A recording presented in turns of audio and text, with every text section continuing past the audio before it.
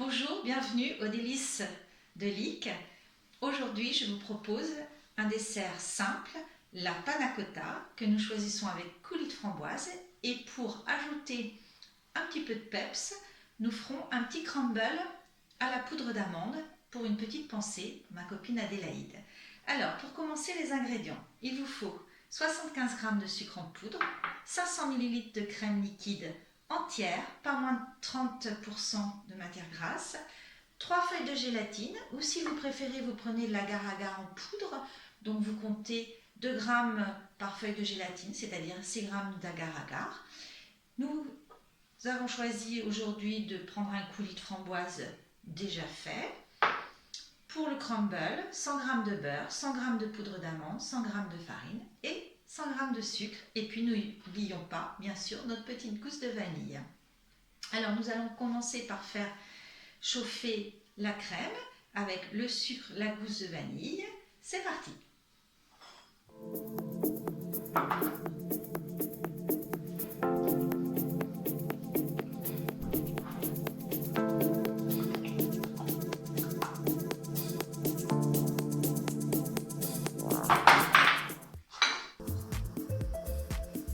Donc je suis en train de faire chauffer ma crème liquide avec la gousse de vanille et le sucre. Pendant ce temps-là, je mets les feuilles de gélatine à ramollir dans de l'eau bien froide. Voilà, ma crème bout.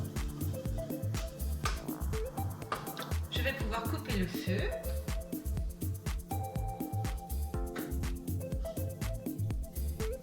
Ma gélatine est ramollie, je les sors bien.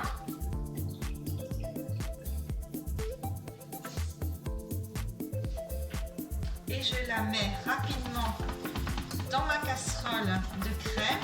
Je fouette pour pouvoir correctement la dissoudre, pour qu'il n'y ait pas de petits grumeaux.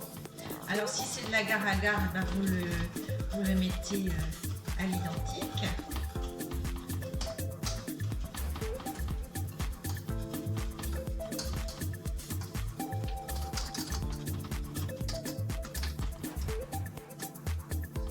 J'enlève ma petite gousse de vanille.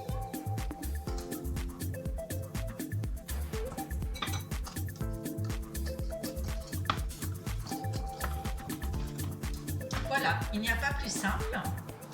Maintenant, nous allons pouvoir verser dans les contenants. Moi, j'ai choisi des petites verrines, des petits verres d'à peu près 120 ml.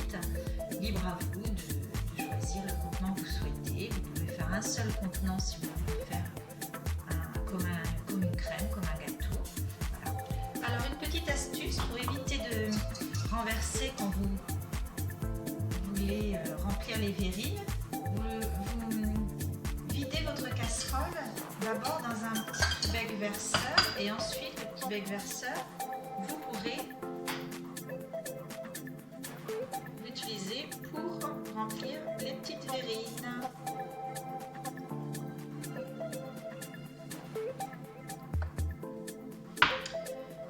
Voilà, alors pour 500 ml de crème liquide, j'ai pu faire 7 verrines d'à peu près 120 ml qui ne sont pas remplies à ras-bord, puisque nous allons avoir notre coulis de framboise et notre petit crumble poudre d'amande. Voilà, à plus tard. Alors, nous avons fait la panna cotta.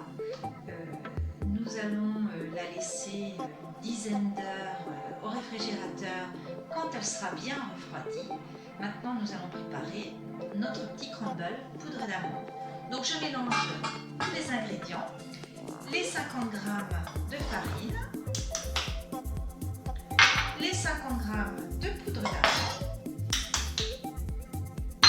les 50 g de sucre en poudre,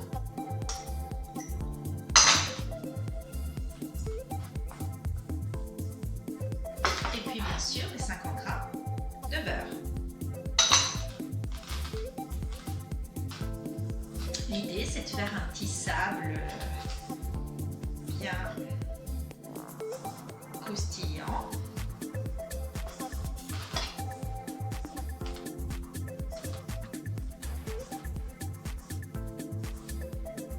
Nous laisserons ce crumble, cette pâte sablonneuse reposer un petit peu,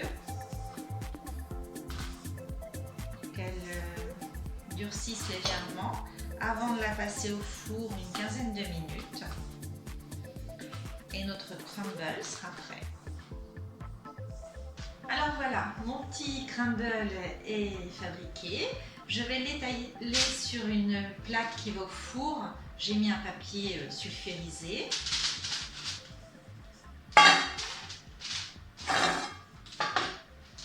Je l'étale bien à plat.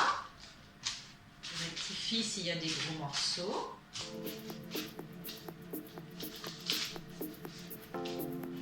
Je vais le laisser reposer une trentaine de minutes et ensuite je le mettrai 15 minutes au four à 200 degrés. A tout à l'heure.